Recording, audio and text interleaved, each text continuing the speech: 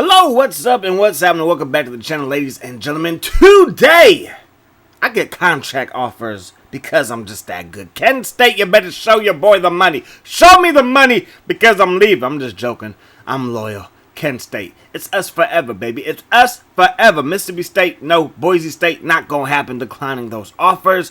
The Wolverines, they win it all. Can you believe that? Michigan, they did it. Michigan is our national champs. I did spoil it. Well, the magazine spoiled it for you. It wasn't me. It wasn't my fault, okay? Do not be mad at me.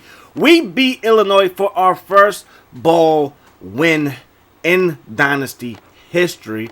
I believe that they've won one bowl game in real life. I think they're 1-3. They won one MAC championship game, and they've been to the MAC championship game once, and they won it back in 2012. I did a little bit of research. I believe my facts are correct. All right. Rose Bowl was interesting. It was USC versus Cal. That's the first time Cal has ever been to the Rose Bowl, right? So, yeah. Anyways, man, these are the guys that are leaving. Let's get back to why we are here. Let's see who's leaving. Let's see who's staying. And the big one is somebody who's not on the list. John Blair. John Blair is coming back for his senior season. That is huge. I was prepared to have to watch him walk away, okay? Like, for real. I thought he was going to be gone. Houston, he's gone. Morris, he's gone as well. Pope is gone. Those are some of the bigger names. But, yeah, at the end of the day, I thought Blair was going to be tiptoeing about here. Not the case. These are the guys that we're going after. It is still tough sledding. And I can't explain why it's so tough to recruit guys, but I'm guessing it's because I have contracts on. Usually when I have contracts off, we're able to get guys because, you know, Eastern Illinois, we're kind of able to build that program up pretty quickly. Some other programs that were small, my creative schools that were small, able to build them up pretty quickly. But I believe because I have coaching, hiring, and firing on, that it kind of reflects what it would be in real life. Now, we do have 3 4-star guys, which we got during the in-season process. And then, of course, during the off-season process, we got no 4-star guys, but a handful of 3 stars. The rest were 2, and maybe a handful of 1s here and there. So I got everybody that I pretty much wanted. One of the athletes I was not able to get. I was hoping to get a free safety because we did lose Morris, but no free safety wanted to come here. And because we're so small, and I'm not trying to spend a lot on recruiting because I know discipline is going to be an issue when you're a smaller school. You can't lose your star players too much.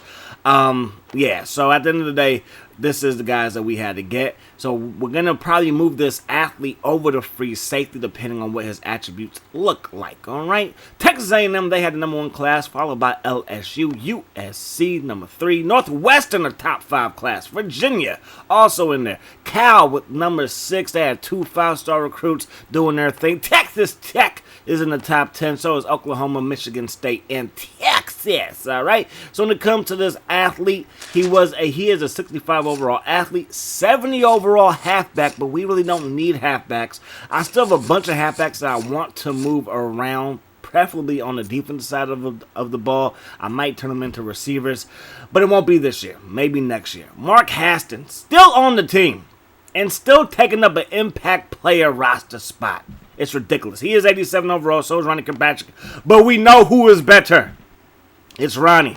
It's not even close. Penn is going to be our backup. Right now, Haston's our 3rd string. That's going to change. It's going to be going back to Greer. He was our 3rd string quarterback last year. Came in when both guys got hurt, and he played pretty well.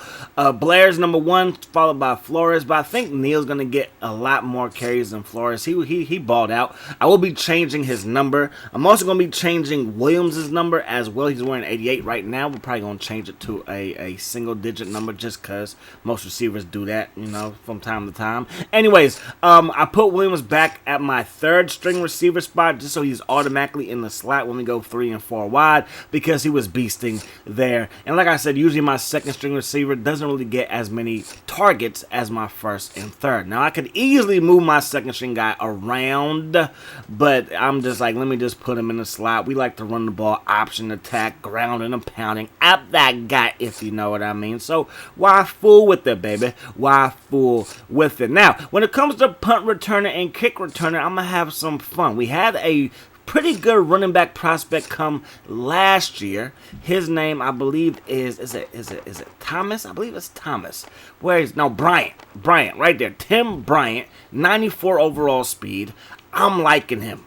So he's going to be bringing back kick returns for us. I might put him at punt returner as well, but I think that I'm going to rock with Blair at punt returner. Get him as many touches as possible. Why not? The homie Mark Sanchez is on the cover of Sports Illustrated. USC Sanchez looks to shred defenses in 2008. So Goffey's going to be red shirt. So is Washington. Going down the list, the homie Scott's also going to get this red shirt work. Moving forward, not going to red shirt any of the Titans, I don't think. Maybe Turner. And yeah, at the end of the day, I think Turner will. 62 overall, 68 speed. He's technically probably better than Childs, but at the end of the day, I want to try to keep guys around because we're still small. I want to develop guys kind of like we did with Eastern Illinois. We really didn't recruit that well, and with Jackson State, now that I think about it. We really didn't have huge recruitments, if you will, but when guys got to their junior and senior year, they were stars. A lot of times I get into the hype of, oh, this freshman is going to be a beast. You know what I'm saying? Like strong, 78 overall speed for outside linebacker, 6'1", 221. I'm liking those numbers. I'm not going to register him. But for the most part, and this linebacker too, 80 overall speed, 78 overall as a true freshman. I'm liking that. But for the longevity and for the betterment of the program, you got to kind of redshirt guys. That's what I wanted to do with Penn and with the homie Kirkpatrick. Probably should have started Kirkpatrick. I didn't know what Penn was going to turn into. And Penn has turned out to be a pretty good quarterback in his own right. So that's my mistake. But I did want to redshirt both of them. But if I could do it over again, probably would have just redshirted Penn and started Kirkpatrick his true freshman season. But hey, you live and you learn. And we're still a pretty solid program. 10 wins last year. Your boys getting contract offer. Well, last year it was Notre Dame and it was Boston College. This year Boise State and Mississippi State want their boy to come coach for them. First game of the season, we're going to be at home versus Penn State, at home versus Iowa State, and then we have a game on the road versus Notre Dame. Again, they wanted me. You can't have me. You can't touch this, baby. Then we have Ohio at home, Toledo at home, who we beat in the conference championship game. Also got Central Michigan at home, and then we're on the road a bunch. Ball State, Miami of Ohio, Bowling Green, Buffalo, all on the road. Then we finish up with Southern Miss and Akron at home. Defense is a priority, but I feel like if we can just outscore people, that's going to be a good look as well. So again, we have a bunch of running backs on the rosters. A lot of them got redshirted last year. We redshirted some this year. Some of them are probably going to have to play defense once they get up to like their junior years and so on and so forth. All right. So we did get a bunch of receivers, or we're targeting a bunch of receivers, targeting some outside linebackers and some DNs. Kirkpatrick's number 2 right now in the Heisman watch. Let's bring a Heisman home to Kent State. Now, I want to know where we are going to be ranked, ladies and gentlemen. Where are we going to be ranked? Top 15 now, not going to happen just yet. At one point, Kent State will be like the Boise State of the mid-2000s, okay? 2010s, all right? We are going to be a top 25 team year in and year out. But right now, top 55, ranked number 53.